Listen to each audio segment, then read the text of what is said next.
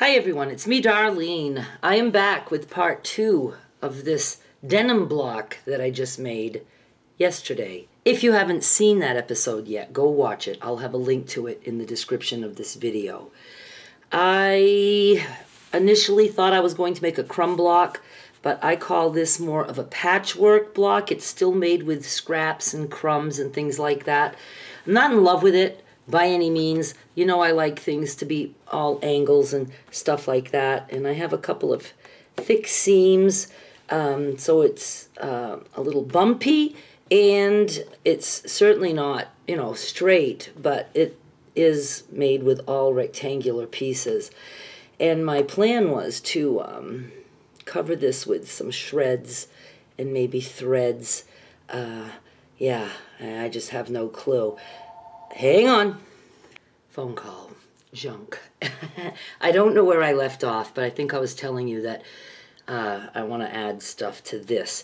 I want to show you, I have some bags, not even opened, of embroidery threads that I got out of my dumpster. There was a box in there that said crafts, and I would have gone in head first for that, but luckily I was able to reach it, and I didn't have to actually do any dumpster diving. And there's a lot of embroidery threads, and then there was like this, also in bags, but you know, they're you know, a mess, but they're new and they're clean. So I'm going to be using some of these. When I saw this, I was like, oh my God, that'll be perfect for top stitching. And I want to show you some of my shreds. Now, I'll show you what I call a shred. Here's a box. These are shreds, little, well, yeah, those are shreds, but specifically, it's more stuff like, you know, like this. When we trim something, and these are even big, I will use shreds that are almost just like threads, like this, okay? This is a shred. When I cut fabric, I do a lot of evening out, so I'm, you know, always having things like this. So those are shreds. This box has some shreds, but it also has what I call sticks. It's the fold. Like when I have a strip laid out and I'm going to cut into squares, at the very end I cut that folded part, and so that's the fold. And some of the folds are big enough that you could sew them together for little strip sets and stuff. So shreds and sticks. And then I have, you know, salvages and things like that. But let me show you. Okay, so there's this box right here. There's this one that I just showed you before that one. This one isn't completely filled yet, but it's also a mix of shreds and sticks and salvages. This one is like a lot of sticks. This one is a mix of all of those yummy things. Look at that. Look, look, look, look. Look at those shreds. Oh, oh, oh, oh.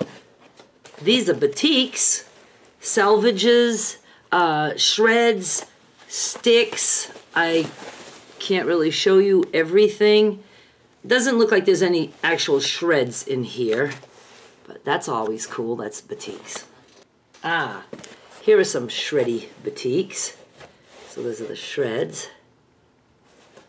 This big box, this is just Christmas prints. These are the sticks, all bunch of sticks.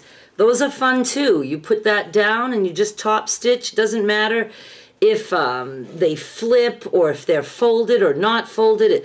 It's just so cool. Oh, look at this little tiny stick.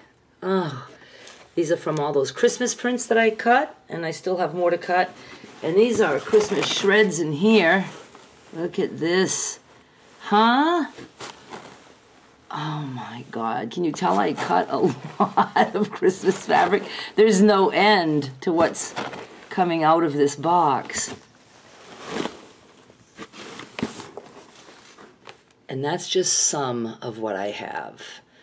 I have other boxes of all that stuff, but I thought I'd show you at least those because they were boxes that I could handle. I have actual big boxes filled with those things too. Let me think for a second and we'll get started. Before I start, I want to show you one more thing because I just love stuff like this.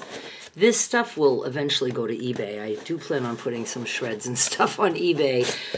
This is just Christmas salvages. It's a pretty, thick box, and it's practically filled. I mean, just, oh my God. And I still have about half of the Christmas fabric left. I'm trying to show you how deep. I can't figure out how to show you anything.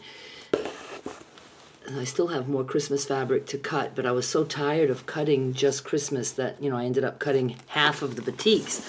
So I still have, more on the way, but yeah, these salvages will find homes on eBay as penny auctions, meaning the bidding will start at a penny and the shipping is free for USA only. Outside USA, we'll have to pay shipping. One of these days, you'll see these. One last thing, because I need to promote my stuff. I now have all the batiks. There's 70 prints of batiks. I have them on eBay. They've been through my exclusive sales, and now they found their home. The leftovers found their home on eBay. These are the 5x8 size. And you get one print of each, one cut of each print. 70 prints, no duplicates. And then you have the 10x8. And they're all the same, it's just these got stacked in a different way. So this is May 20, 2024. If you're watching in the future, this stuff will not still be available, but it is available now if you are watching the video. And I will have more Christmas up. I'm sold out so far of everything that I had cut, but Christmas we had 114 prints, so that was pretty cool. Okay, let's start. You can tell I'm procrastinating because I don't know what I feel like doing. I wanted to try plaid. I did a plaid video that I just came up with. It was 3 years ago at the time I'm recording this. It was back in, I think, in January of 2021. And I looked at it really quickly, and I thought maybe I would do the same to this.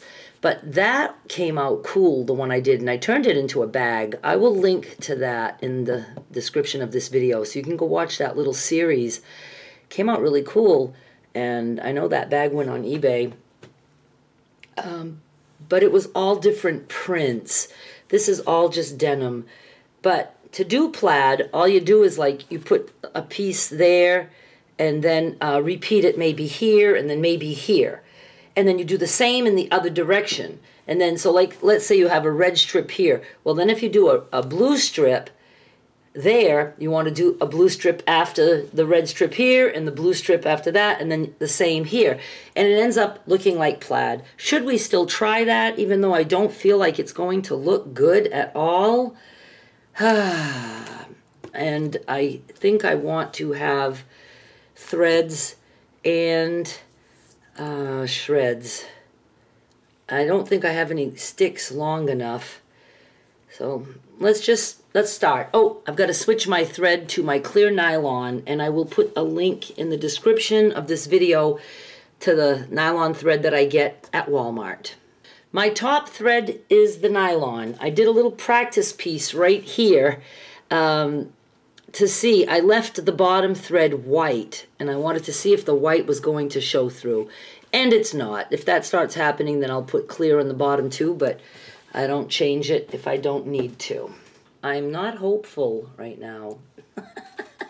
Especially, that I don't like this foundation. I don't know. I don't care for it.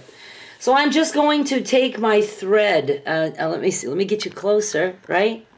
Maybe like that. And I'm just going to start anywhere. Now, I don't even know how this will be trimmed down to what size. I'm just going to put all the stuff on it and then I'll trim. And whatever gets cut off, gets cut off. Now I just have a zigzag, and I'm going to just zigzag over this pink, and I'm not aiming for any kind of perfection. I don't see any white coming through. I don't know why I started this way where the rest of the block is under my machine. Why did I do that? All right, so let's turn this around. Okay, so this is what we have so far, huh? Brilliant, right? Now I guess I'm going to put another one. Let's do it right down that center. And we can hide that seam.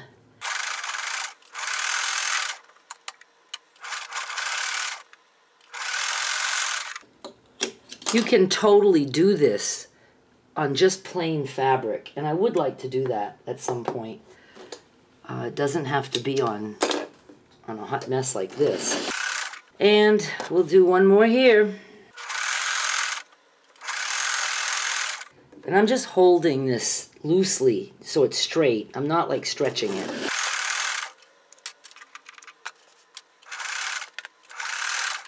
All right, now I'm going to go in the other direction.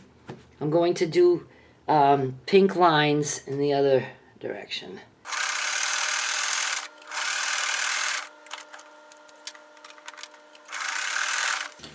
Okay, and now I'm going to put another one like here and here. And for the sake of editing, I'm going to do that off camera. I have this. I absolutely hate it so far. Let's see if we can recover from this mess. Okay, my shreds. I can't just pick whatever I want because I have to make sure I have something long enough that's going to allow me to do my 3 strips. So, and I have to have enough of the same color. So I will have enough of this yellow. So here's what we're going to do now. We're going to do, doesn't matter which way I show you, but wherever my pink is, like as I'm looking at it, I'm going to put a yellow to the right of it. So I'm going to put a yellow there, a yellow there, and a yellow there. And then I'll be flipping it and doing it in the other direction too. So I'll do one with you. And I don't care if it's very wide or very narrow. I'm going with it. Now this is pretty wide, so I'm going to have to do zigzag down one side and then the other side. So double sewing, but we're going with it. It's just going to be the project that I hate.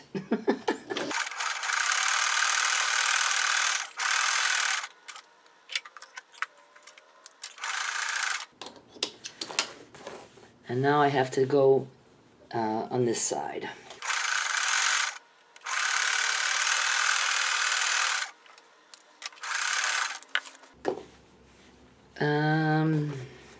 I don't know why I want it to go in this direction.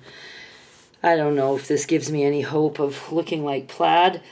It's going to suck though, because I'm going to have, like, look, very narrow. I don't know. We're just going with it. We're going with it. Okay, so I just want to keep things in the same order. So pink and yellow to the right. Pink, I'm going to do yellow to the right. And it's going to start to get skinnier. And I'm just going to let it get skinnier.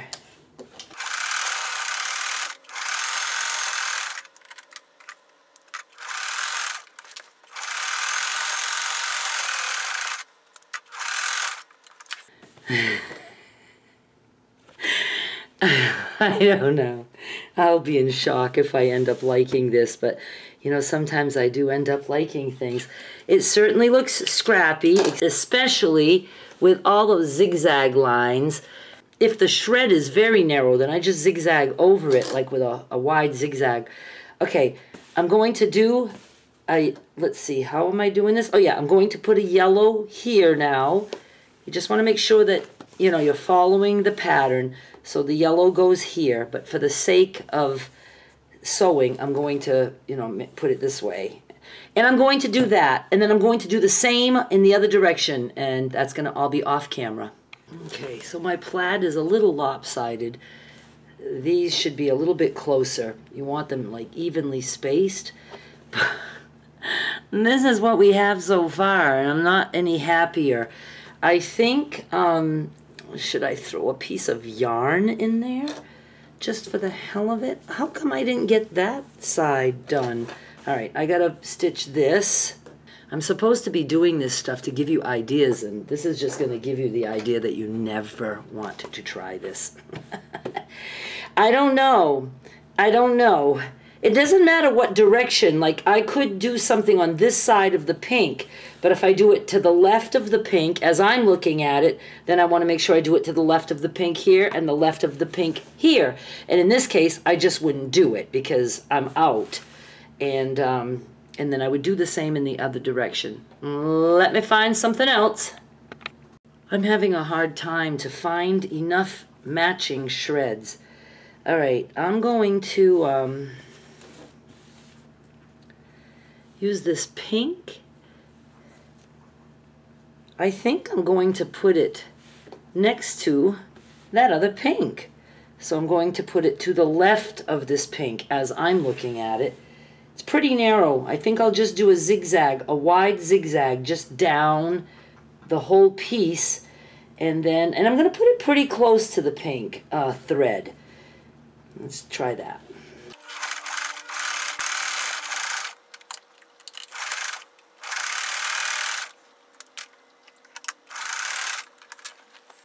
And even though this is close to the edge, I don't know where I'm trimming, so I am going to take the time to put one next to this pink here too.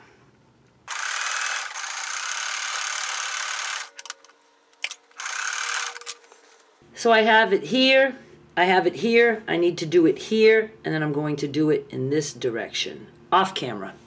I put a fairly wide pink piece here because it was wide. I didn't want to trim it, and I thought, you know, maybe we can have plaid that has different size strips.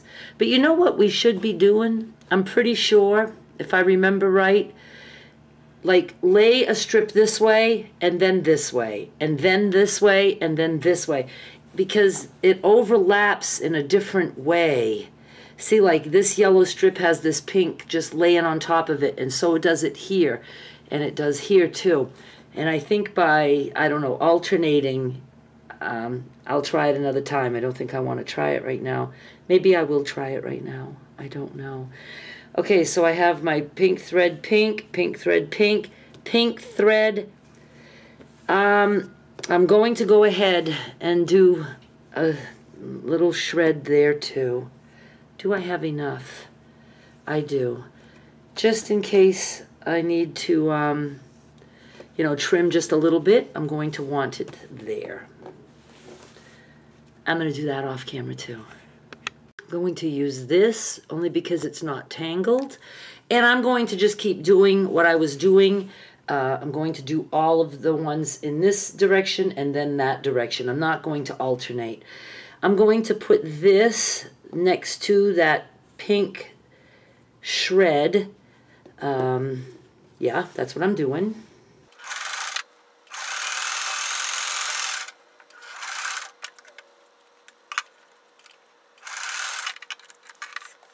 And I'm going to do it next to this pink one and next to this. No, this one I'll be done. I won't be adding any more here. So I'm going to do it here, and then I will turn and I will do it in the opposite direction, off camera. All right, I have that like beige thread in there. I will have close-ups at the end, just so you all can be hating it just as much as I do. I don't really hate anything. It's just not something I like very much. And I did take, you know, this all the way to the end here, because again, I don't know exactly where I'm cutting. I'm not giving a shit about any of these edges because that will all be trimmed.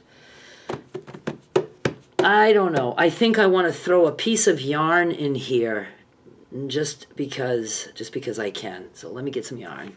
And I'm going with this like aqua-ish color, because I'm never doing anything with this anyway. Oh yeah, so people are going to say, isn't that kind of stiff for a quilt? Yes, yes it is.